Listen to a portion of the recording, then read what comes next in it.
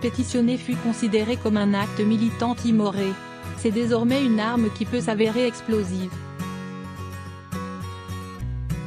Après la pétition de Priscilla Ludowski contre la hausse des prix du carburant, mise en ligne dès le mois de mai, avant de mettre le feu aux poudres le 17 novembre, Francine Vergon, une retraitée de Nancy, a lancé son propre appel le 17 décembre.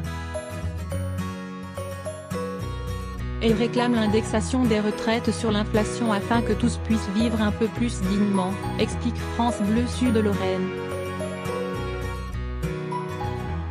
À 68 ans, Francine Vergon semble bien partie pour s'inscrire dans les pas de la Seine-et-Marnaise.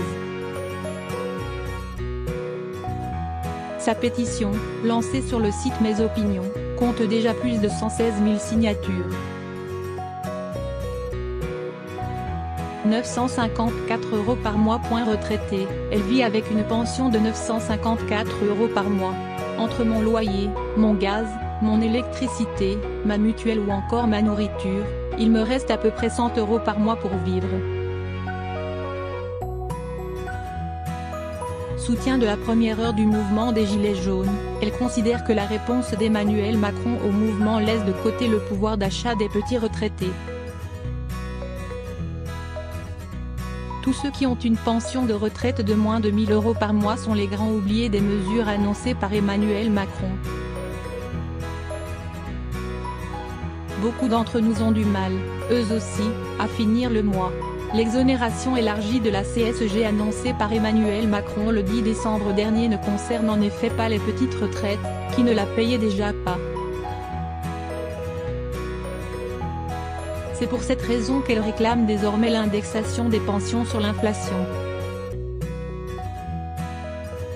Les retraites n'ont plus été revalorisées depuis avril 2013, ce qui est scandaleux compte tenu de l'augmentation du coût de la vie. Nous exigeons l'indexation des retraites sur l'inflation afin que tous puissent vivre un peu plus dignement. S'il faut que j'aille à l'Élysée pour la porter, j'irai. Elle considère aussi que certaines personnes sont dans une situation pire que la sienne.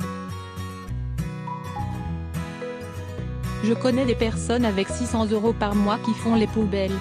Moi, j'arrive encore à me débrouiller. Le jour où je n'y arriverai plus, j'ai encore mes enfants. Ma fille me propose parfois de me faire un plein de nourriture, mais je n'aime pas ça, j'ai aussi du respect pour moi.